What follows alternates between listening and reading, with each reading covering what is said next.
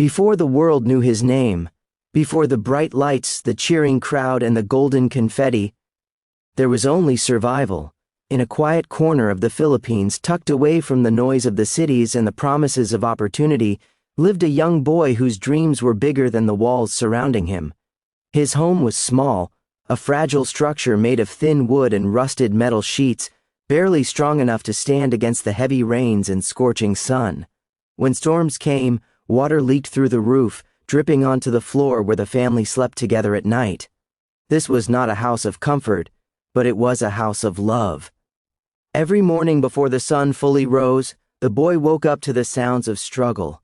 His father prepared to leave early, searching for any kind of work that could bring food home. Construction, carrying heavy loads, or whatever task someone would pay for that day. His mother stayed behind, trying to stretch a few coins into meals that could feed the family. Some days there was rice, some days there was only hope. The boy understood hardship at an age when most children were still learning how to play. School was not always guaranteed. There were days he wanted to attend classes, to sit at a desk and learn like other children, but hunger often stood in the way. When your stomach is empty, concentration becomes impossible. When your family needs help, childhood becomes a luxury you can't afford. Yet in the middle of this harsh reality, there was one thing that gave him strength: music. He didn't own a real microphone. He didn't have a guitar, piano, or studio. Sometimes he sang into a broken fan pretending it was a microphone. Sometimes he sang into the open air, letting his voice echo through narrow streets and crowded alleys. His voice was raw, emotional, and filled with pain far beyond his years.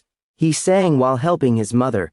He sang while walking barefoot on dusty roads. He sang while watching other children play. Singing was not a hobby for him. It was his escape. It was his prayer. It was his way of surviving. Neighbors began to notice. At first, they paused out of curiosity. Then they stayed because something about his voice felt different. It carried sadness, but also hope. It carried hunger, but also courage. Some neighbors quietly wiped their eyes as they listened, surprised that such a powerful voice could come from such a small boy. People would say, "That child sings from his soul." But the boy didn't think about talent or dreams of fame. All he thought about was helping his family. Sometimes a few coins were dropped into his hands after he sang. Not much, but enough to help buy rice or eggs, or a small meal for the day. Each coin meant survival. Each song meant one more step away from hunger. At night, when the house grew quiet, the boy lay awake staring at the ceiling, listening to the rain hit the roof. He imagined a different life, not a rich one, just a stable one. A life where his parents didn't look so tired. A life where singing was joy, not necessity. But dreams were dangerous things when you were poor. Still, the boy kept singing. One evening, someone showed him a video on a small phone, a clip from America's Got Talent.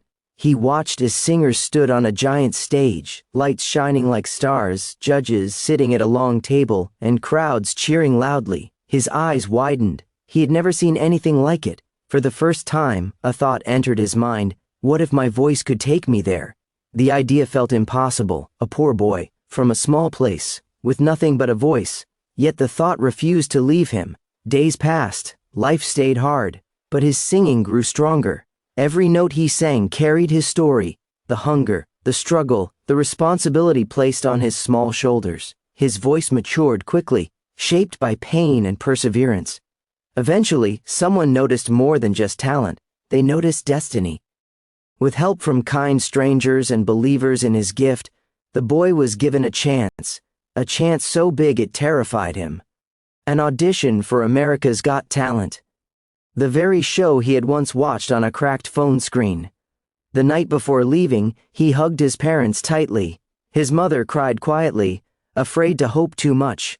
His father held him and whispered words of encouragement, reminding him where he came from and why he sang. He didn't sleep much that night. As dawn arrived, he looked back at the place he grew up, the streets, the house, the people who had listened to his voice when no one else did. He wasn't leaving them behind. He was carrying them with him. Every step he took forward was for them. Every song he would sing was for survival. Every breath was for hope. He didn't know what awaited him on that stage. He didn't know if the judges would like him. He didn't know if he would succeed. But one thing was certain, he wasn't singing for fame. He was singing for life. The stage was bigger than anything he had ever imagined. As the young Filipino boy stepped onto the America's Got Talent stage, the lights burned bright above him, almost blinding. The audience stretched endlessly into the darkness, rows upon rows of strangers waiting to judge his fate in just a few minutes. His heart pounded so loudly he wondered if the microphone could pick it up. Back home, he had sung on dusty streets and inside cramped rooms. Here, every sound echoed, every breath mattered. He stood still for a moment, gripping the microphone with both hands. His fingers trembled. His shoulders rose and fell as he tried to calm himself. The massive AGT logo glowed behind him, a symbol of dreams coming true or being crushed. "Hello," he said softly. His voice almost disappeared into the vast theater. The judges leaned forward. Simon Cowell watched closely, his expression serious, unreadable. Years of experience had taught him to recognize confidence and fear. What stood before him was not confidence, but something far deeper.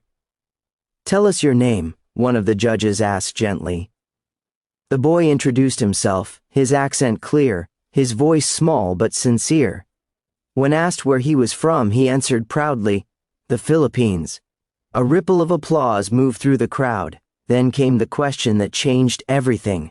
"Why are you here?" The boy swallowed hard.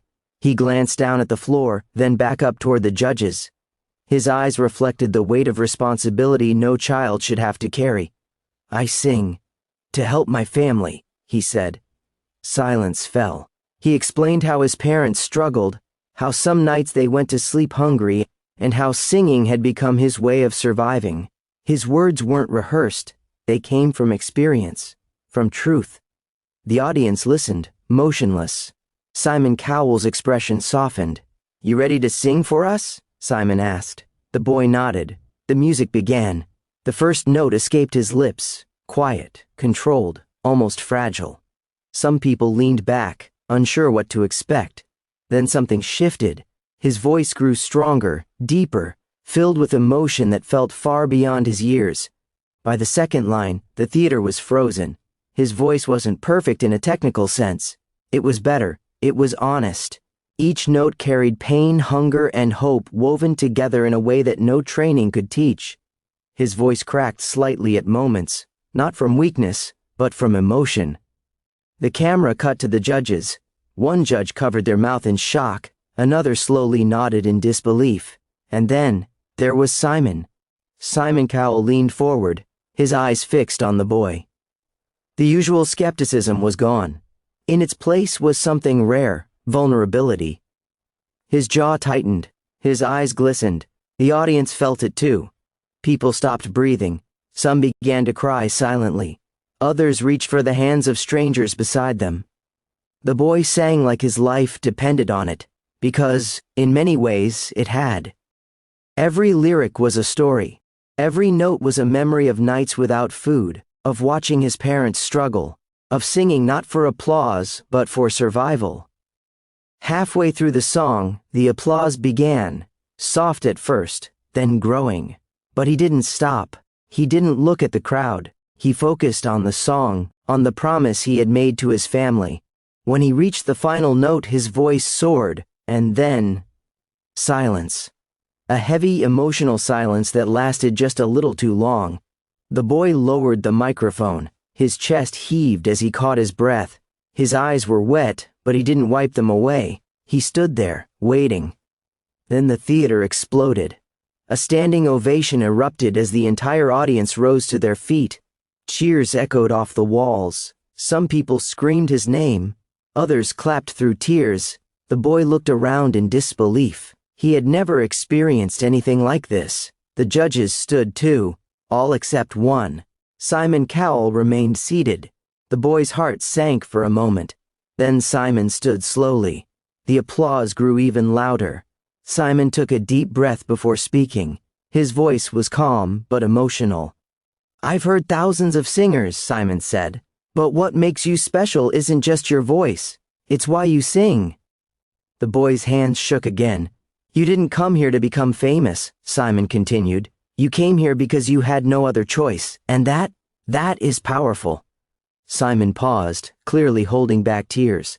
This is not just an audition, he said. This is a moment. The boy's knees felt weak.